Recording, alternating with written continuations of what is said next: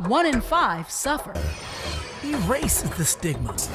Brain difference is not a crime. Mental health isn't just your problem. It's our problem. And now, Mental Health Mondays with Marla and Dave. Welcome to Mental Health Mondays. We are Marla and Dave. That's right. And I am particularly Marla. Let me start the show today by saying, as always, that when it comes to Mondays, Mental Health Mondays is kind of like Revitalize My Monday. Everybody has a blast on the weekend, and you usually dread Monday. It's like the mundane Monday. But for us, because this topic is really just about mental wellness, and the opportunity to talk about that is really invigorating to us. And let me just briefly, Dave, before we get into our guest for today, which is super special to both of us. We are going to hopefully in the future get a time to reschedule Raz. There were so many technical difficulties in his interview last week. We just don't think it's the best representation for us to continue and to air what we've already aired. So please forgive the schedule interruption. But like we say, when it comes to mental health, every single solitary conversation that we have is worth hearing and having. I want to remind everybody that Mental Health Mondays is brought to you by Loving Beyond Reason and Mental Health Mondays. Also, we're in partnership with NAMI San Fernando Valley. Go to either one of those websites, Loving Beyond Reason or NAMI San Fernando Valley. That's NAMISFV.org, and donate to Mental Health Mondays. Marla alluded to the fact that our guest today is none other than our son, our only son, DJ Thomas.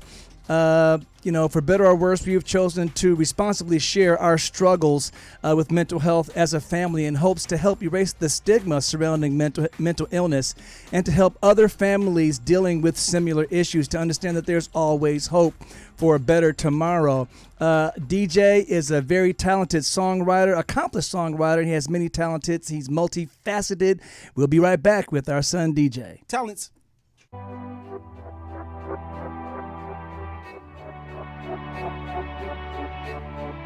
Help someone who is struggling by supporting the National Alliance on Mental Illness and be a part of the NAMI effect.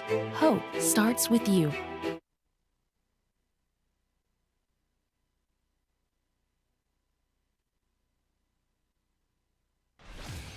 guys, listen up. Learn something.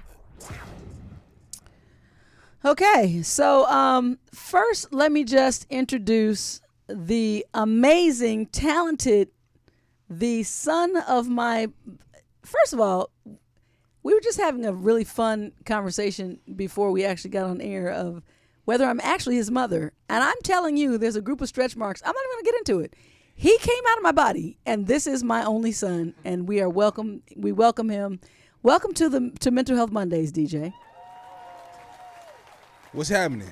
That was very deliberate. Actually, I want to say something real quick. We want you to. Can you even hear me? Can you hear me now? Everyone can hear All right, you. Cool. I want to say thank you so much for having me on this show, because life is all about blessings. Life is all about being able to share and impart your blessing upon somebody else that really needs it in their time of need. So All right. At the end of the day, I feel blessed to even have been chosen for this mental health challenge, this mental health trial that God is putting me through. Come on now. And at the end of the day, if you actually know in your heart of hearts that God is with you and you're suffering from mental health disabilities, you must understand that it's only a trial. I swear, time heals all things, and that's actually a scientifically proven statement. So if we know scientifically that time heals all things, including trees, plants, grass, Nature. you understand? So if time heals all things, the trial that you're in will be healed over time regardless. So it's only a temporary trial that you can totally overcome if you keep your faith in the one that matters. All right, so DJ, I don't know if you have been following the show on a weekly basis, but before we go into the conversation, I'm going to stop and make sure with our producer that everything's fine. but on social network we're still good. Okay, so make sure everybody's being able to view the show. So D, when were you first able to accept the fact that you had a diagnosis Or recognize that there were differences? You know what? I began this trial because that's what I call it now, a trial. I began this trial around 2015, but then it got serious around 2017 because I feel like God wanted me in a specific trial and I changed the nature of the trial. Okay, so Marlon, you look like you had something to say. No, I'm letting you finish your line of thought. And then, so 'cause that being said, our thoughts aren't the same. Talk to us about how you feel about treatment in general and therapy in general. Perfect. So I feel like treatment is a test of faith because in order to understand that we all have been charged up with God's life, the mere fact that we have life allows you to understand that we've been charged up with God's life. So at the end of the day, if you can trust your level of life in somebody else with a completely different level of life's hands, you will be possibly one of the most faithful people that the world has ever seen. It's just a test of your faith, sweetie. So let me ask you a question. So my question to you is, because I love you dearly. Matter of fact, I give my life like this for you in a heartbeat. But as you go through your own trials, what are the things? Are there things that actually annoy you that get said and done to you? Like, give us things that make you go, you may not necessarily respond, but triggers. Yeah, like Dee said, cringeworthy. Yeah, cringeworthy. What are the cringeworthy things that people say to you that you're like, get out of here with that? I feel like the hardest thing for me to deal with throughout the duration of this trial is really just intolerance. I mean, and to be honest with you, intolerance is the beginning of the cancer that society is experiencing. It's all about intolerance. So, because I can definitely agree with that. Quite frankly, if it weren't for intolerance, what actually would happen is this. We would all want to pick each other up. We would all want to lift each other up. We would all be a family if it weren't for the fact that I'm intolerant of whatever it is that you have or whatever it is that you have going on. Your perspective. Yeah. I'm intolerant of whatever it is you have or whatever it is you have going on, and I don't associate with that. Because if we all had the same level of association, if we all had, not level, but if we all had the same association, that's a family, baby. Well, like Mom and I always say, and for those of you watching, Marla and I always say, one of the things, and like I said at the beginning of the show, our goal is to help to erase the stigma surrounding mental illness, and that is so much our goal that we don't even like to refer to it as mental illness. We prefer it to say brain differences. Only because, and even that needs to be changed, because there should be nothing wrong with saying mental illness. That's like saying I got a cold, or I have a fever today, or I broke my arm. The same I have thing. cancer. But you know what's even better Or than every one of those things need a treatment. You know what's even better than, what was the term? Brain difference. Brain difference. God level trial. That's even. Okay. That's so incredibly important to the story. But understand this though, D. The story of. How do we put this? The story of life. I think that's a good thing. So incredibly important. I think it's important for your personal trial, but the reason we say brain difference is because, to be honest, it's unfortunate, but it's true that everybody doesn't have the faith in that you have. And so some people don't believe in God at all. But there is a difference that exists that doesn't make you less than. How could you worthless. not believe Hold on. in the idea of control? Hold on. The music is playing, so just, I know you have a lot to say. That's why we slated you in here, baby. You got episodes 1 and 2. We all in this, baby. We all in this thing. We'll be right back with more insightful in conversation with our son, DJ. You cannot afford to miss one word that comes out of this discussion today. So stay tuned. We'll be right back. When Dave and Marla get together, it's hot.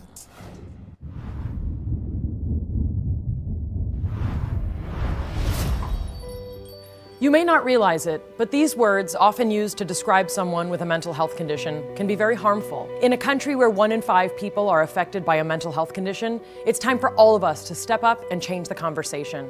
Just because someone's struggle isn't obvious on the outside doesn't mean they aren't hurting on the inside.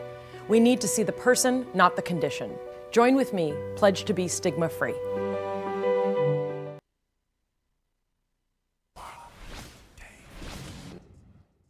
It's time for the Mental Health Minute with Marla and Dave. Many people believe there is nothing that they can do for a person with a mental health problem. In fact, according to mentalhealth.gov, friends and loved ones can make a big difference. Only 44% of adults with diagnosable mental health problems and less than 20% of children and adolescents receive treatment. Friends and family can be important influences to help someone get the treatment and the services that they need by 1, reaching out and letting them know you are available to help. 2, helping them access mental health services. 3, learning and sharing the facts about mental health, especially if you hear something that they might be feeling that isn't necessarily true. Treating them with respect, just as you would anyone else. That's a big one. Also, refusing to define them by their diagnosis or using labels such as crazy.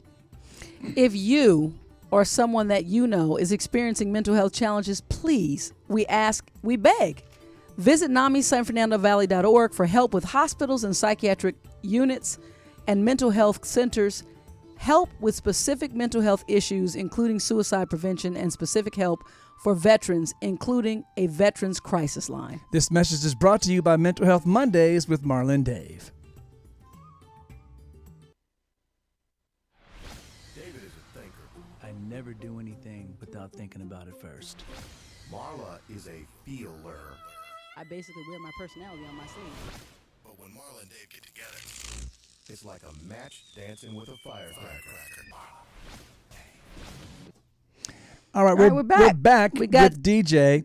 DJ, I want to actually break down something a little bit more specific, because there are times when you're feeling more spiritually connected than others. I should ask, are there times that you feel That's more a good spiritually question. connected than others? Because it seems like today you're really in touch with a spiritual awareness. And Yeah. And the reason why I say that is because, you know, let's just get rid of the elephant in the room. There are times when we're not really getting along. And, you know, we had a recent incident where that whole empathetic feeling and that you speak about, and that whole spiritual awareness, that's not what you were feeling that day. You know, it's actually funny that you should say that, because I think it's all about understanding. And to be honest with you, what you're alluding to, the incident, it was all a byproduct of me not being willing enough to understand the nature of the trial. Because, like the Bible even says, my spirit is willing, but my flesh is weak. So in other words, you did not want to have to go through that type of interaction, but No, quite frankly, and this is the God's honest truth, right? okay. Quite frankly, if my spirit is willing, but my flesh is weak, I struggle with the temptation of actually inability. I struggle with the temptation of my personal inability to accept and embrace anything that the Creator throws my way. Okay, let me ask you a question. Since Dad exposed the elephant, let me ask you this, because this is something that I actually want to know, and I think everybody else probably would want to know. When you move through these particular episodes, do you forget or do you remember what happened? I remember everything that happens. However, what actually happens is this: when I'm tapped in to the source that is the Creator, Let's just call him the creator. Okay, everybody God. doesn't agree with Oh, that. so you can say God. That's fine. That's Okay. your So your source. when I'm tapped into the source that is the creator, well, my forgiveness is everlasting. The same way that love starts with forgiveness.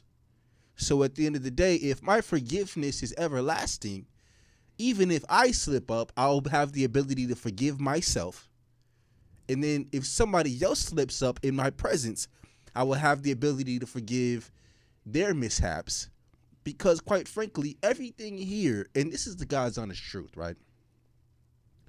Everything here is about forgiveness.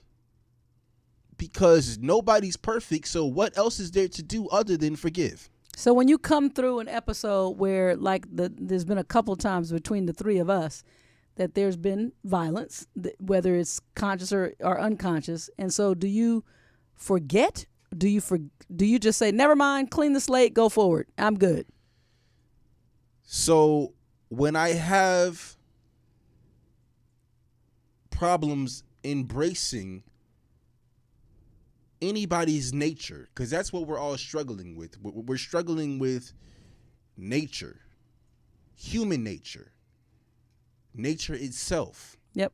So if we're all dealing with each other's natures, which is all encompassing, if I have the inability to forgive somebody's nature, I will therefore do exactly what I just warned all of us about, and I will be intolerant. Got it. And it starts with desensitization of this level of intolerance. If I'm desensitized to being intolerant, well, quite frankly, over time, I will hate my life because I will not be tolerant of my personal mishaps. And at the same time, over time, I will, how do I put this? Yeah, I'm sorry. Over time, I will be hateful and spiteful of others' mishaps because it starts within. And if I'm intolerant of myself and my own mistakes, I will actually be, therefore, inevitably be intolerant of somebody else. Right. So that's a question, and someone else here is saying that her son clearly has some of the same incidents, and he doesn't remember at all. So people are asking because that's something that we're curious about. Like, you know, when you I've experienced the fact that you actually at times, I call it, you know, you're gifted in the way that you I think you access more of your brain. I'm just gonna keep it all the way real.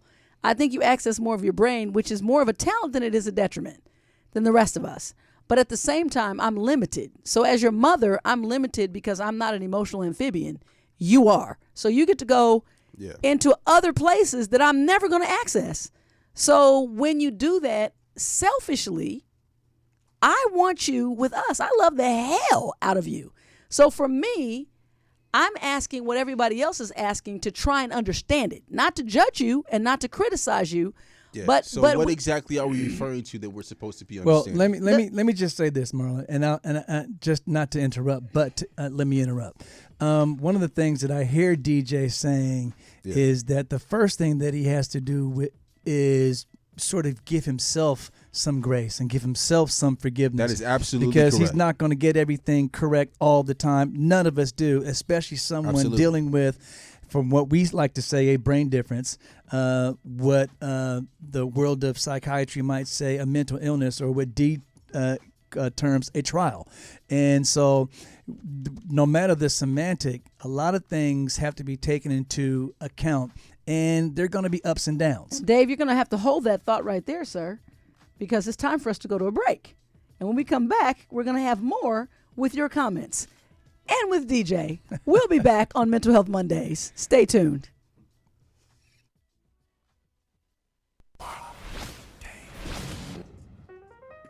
All right, the fun music. You know what that means. You hear it in the background. And there we have our pole dancer, because it's time for the poll question. And on the mental health, the poll question break, excuse me, we have a pole dancer with no pole. The irony never stops. Last week, we asked the question, what is the average delay between the onset of mental illness symptoms and the usual time that someone might get treatment? And Your we options were what, Marla? We didn't. Yes, the answer was given to us actually from our guest before, which we mentioned, and so What are the options? the options were 1.5 years, 5 years, and 11 years. DJ, what do What do you you think? think?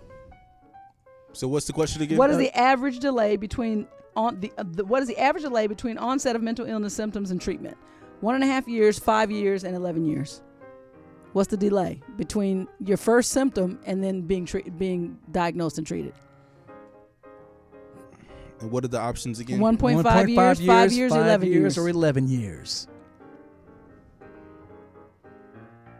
I'd say 5 years. Well, sadly to We say, wish that it D, was quicker, it's but it's 11 years on average people that people don't start to have get a grip. symptoms and they don't feel that they need to get to the doctor. So things kind of get worse until they finally get to the doctor.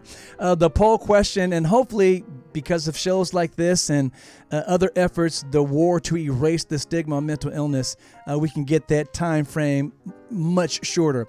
The poll question for next week, Marla, what is it? Which of these conditions are most likely to develop? Are you most likely to develop? Which of these conditions are you most likely to develop? Excuse me. Yes. Excuse me. A, diabetes. B, cancer of any kind. C, mental illness. Or D, heart disease. Heart disease, most definitely. All right. So that's DJ's answer. You're going to find out the answer when we find out the answer and when we look at all of your answers, because you're going to pop over to our social media, Yes. any of the Mental Health Yes, Mondays, you will. all of our pages, and you will find the poll You question. will do it. You will vote. You will vote, and your voices will be heard, and your answers will be shared. Make sure you go by Love and Beyond Reason website and NAMI San Fernando Valley's website and donate to Mental Health Mondays. Back to the show.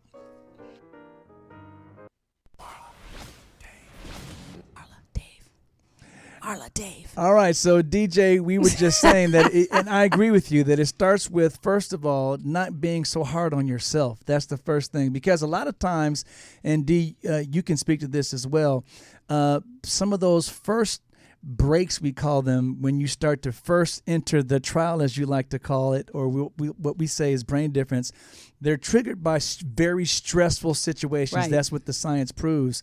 Oh, yeah, and most so, definitely. And so you want to speak to that?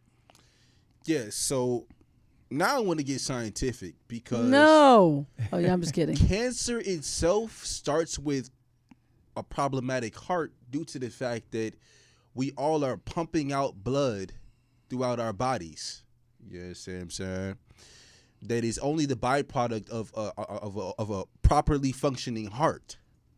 So if you have cancer anywhere in your body, it's only the byproduct of your heart being infected and in turn infecting the rest of your body. Well, again, so here's my thing. I want to let everybody know that He is not a doctor, and these I things didn't that he's say any saying of are those not things. not But what I am saying is Doesn't that mean they're not true. everyone has their own opinions, and we don't. And that's not necessarily called heart disease, to be honest with you. I know, but what we have to be responsible, though, honestly, and I love you, but we have to say that even though that these are things that this, and I don't even doubt what you've been given, but we have to tell people who are looking for cancer cures possibly that Yeah, you're most right. definitely.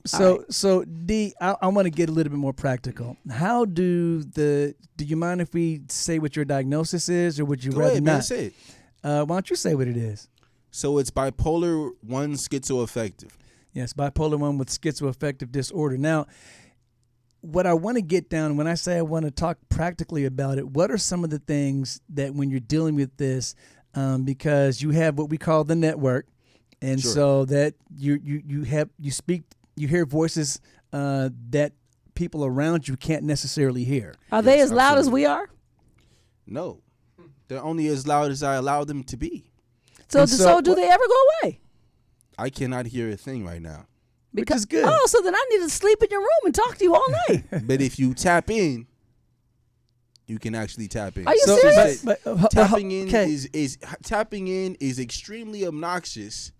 However, you get to tap into a whole nother dimension or realm or demographic rather of beings that might need to actually hear what you actually bring Okay, to the so do table. you create these voices, or do the voices find you? The voices find me, but they're always available because everybody wants a turn to get the chance to talk to somebody like myself.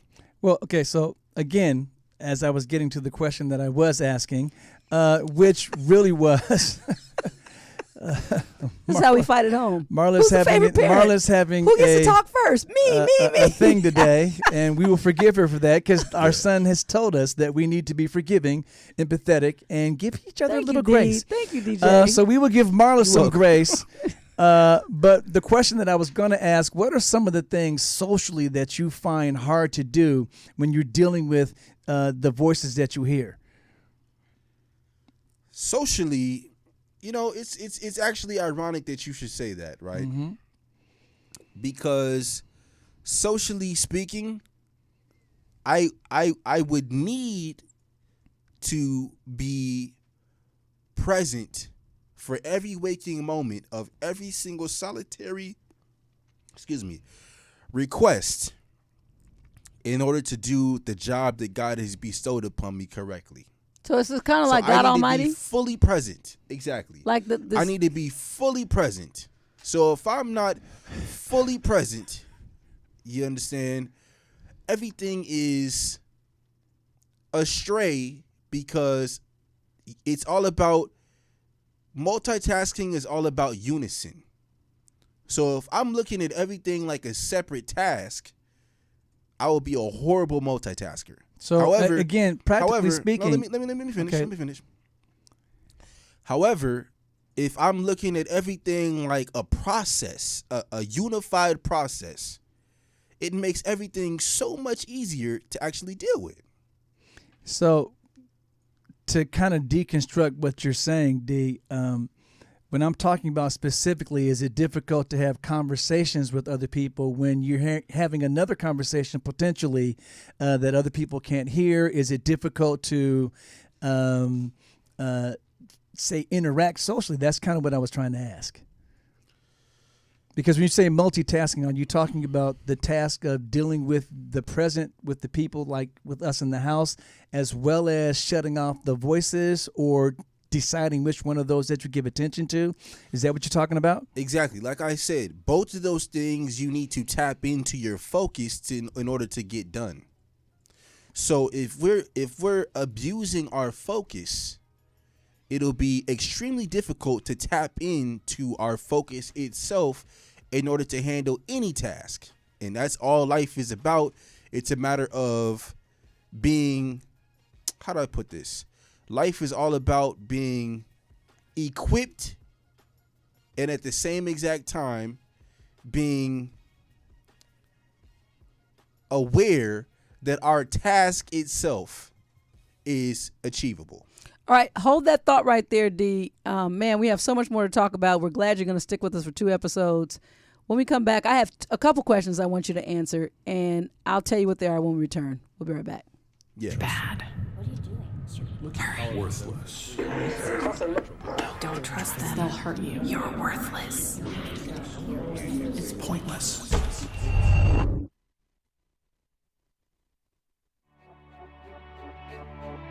When the pain of schizophrenia meets hope, everything can change. Help someone who is struggling by supporting the National Alliance on Mental Illness and be a part of the NAMI effect. Hope starts with you. It's raw, real, and unfiltered. Go ahead, Marla. D, again, I say I appreciate What's you. I appreciate you so much. Love you. I can never tell you enough how much I love you. But the bottom line is we'll be back. And when we come back in episode 2, there's 2 questions you must answer for me. You're not going to answer them right now, but I'm going to throw them out here. Go ahead, hit me. Do you want the voices to stop? And at what point should we be afraid of what you're being told? Now that's what you want to ruminate on, and we're gonna. Most definitely. Okay, hold on. So episode But 2 let- is let- no. let- Because we got can't 2 go into it minutes. because the show's over. You got you Hold that fire. hold on to it, baby. Hold on to it, baby. Hold that mask. Hold that mask. So D, if I can say, what are your in 10 seconds or less? I know that's ahead. hard for you. No, You're very no. rebellious. Go ahead. What is your message to those that might be struggling with similar situation as yours? It's a trial. It's a trial. Is there hope at the end of the trial? Is there ability keep to going? make it? It's a trial that God delivers everybody from. Okay. So Awesome. so you have hope. All right. So good. So listen, this is Mental Health Mondays. This is our son with one of the most transparent conversations I think you probably will ever hear. That is connected and just, DJ is DJ, and we love him for that, and we are super glad that he's willing to share. Respect him dearly. Smart as all get out, and we got so much more to talk about in episode 2. So we ask you to come back next week and hear episode 2 with DJ. Let's get him to answer those 2 questions and hear what he's got going on creatively. We'll be back with more DJ. See you next week. Bye.